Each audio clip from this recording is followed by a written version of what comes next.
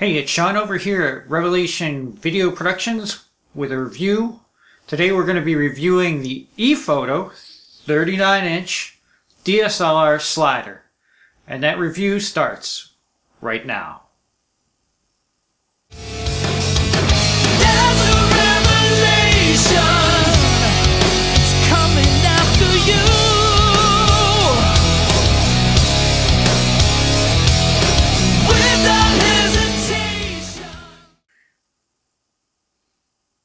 Okay, now that we're back, I want to go over in detail.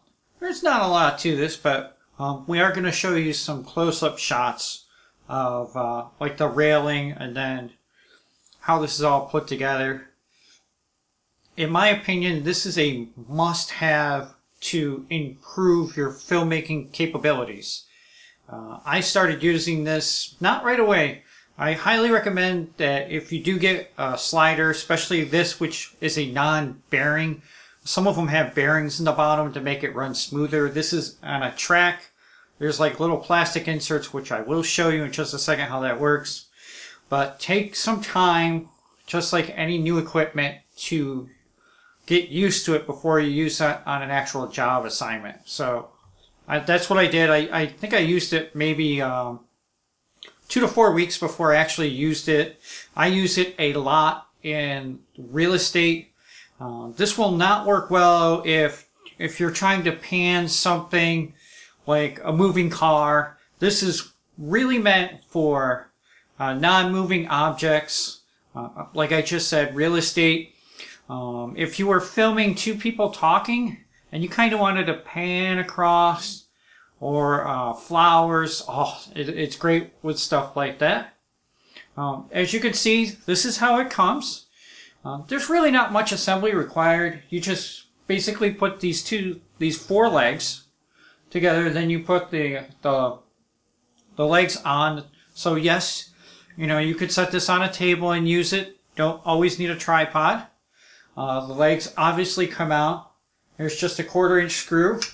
Another thing you could do to make this even more stable is if you had extra light bars with weights on the bottom, you could screw them in at both ends, which will give you more support. One of the cons to this, I don't know if you can see it, is it's the quick release plates on the bottom, and I slide it in. What happens when you're moving it around or when you're moving it side to side, it'll get loose pretty easily because the screw's not very long in the quick release plate, and it's one of the downsides, at least with this one. It's constantly, if I'm using it a lot for real estate, it's constantly getting, you can probably see that, it gets loose really easy. I'm having to take the quick release plate off and putting, tightening it on. Yes, I have thought about, and I believe I have one, you can buy longer threadings, which I would highly recommend. And the other thing I would recommend is if you have an inexpensive tripod head like this one, or you can buy them on Amazon and eBay. I've seen them as low as $44, and we're going to put this on in a little while. You want to bolt either a quick release plate, or you can do one of the tripod heads.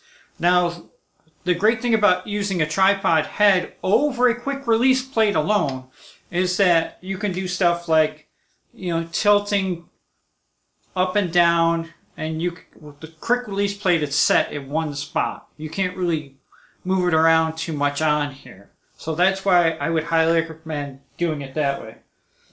So this comes off the track real easy.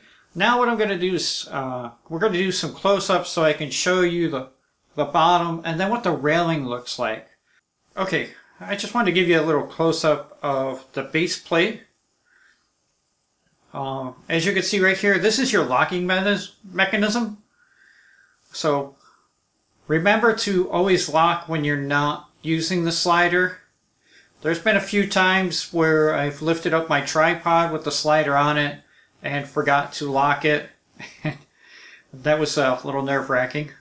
Let's show you the back of it, or the bottom, I'm sorry.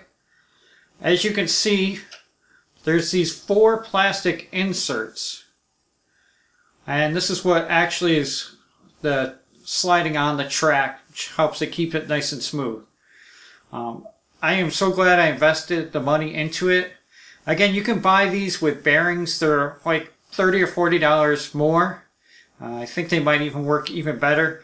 But if you're just starting out, I think this is a must invest in product to definitely give you a higher quality film production. This is not going to be used for moving objects like people, unless they're walking slowly, definitely not cars, but non-movable objects, or if you are filming people talking at a restaurant where they're sitting down, you wanted to pan across and get that nice smooth movement, this would be fantastic for that. So we're going to show you a little sample right now. I'm going to just pan across the desk just to give you some idea of what it's like. I'm also going to be linking some other footage that I've used when I first got this.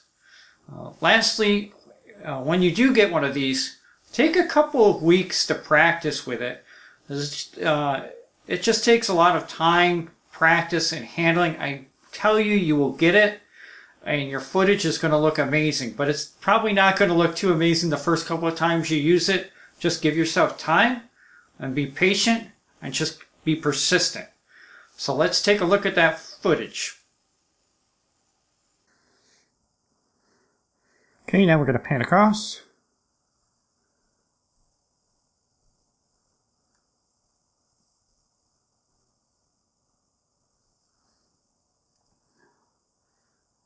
Then we're going to come back.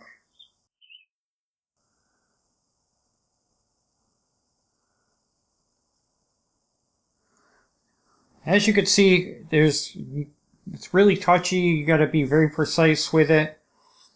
But, you know, if you have some patience, it's going to work really well. This was the Ephoto 39-inch DSLR slider. I will give descriptions in the link provided below in the description. I hope you liked this video. I hope it helped you in your decision regarding the slider. Check out all our other product reviews on Revelation Video Productions YouTube channel. Please give us a thumbs up and check out our Facebook at Revelation Video Productions. Thanks, and look forward to talking to you again with our next product review, which will be the Davis & Sanford 7518, and it's got the FM18 head on it. Till next time.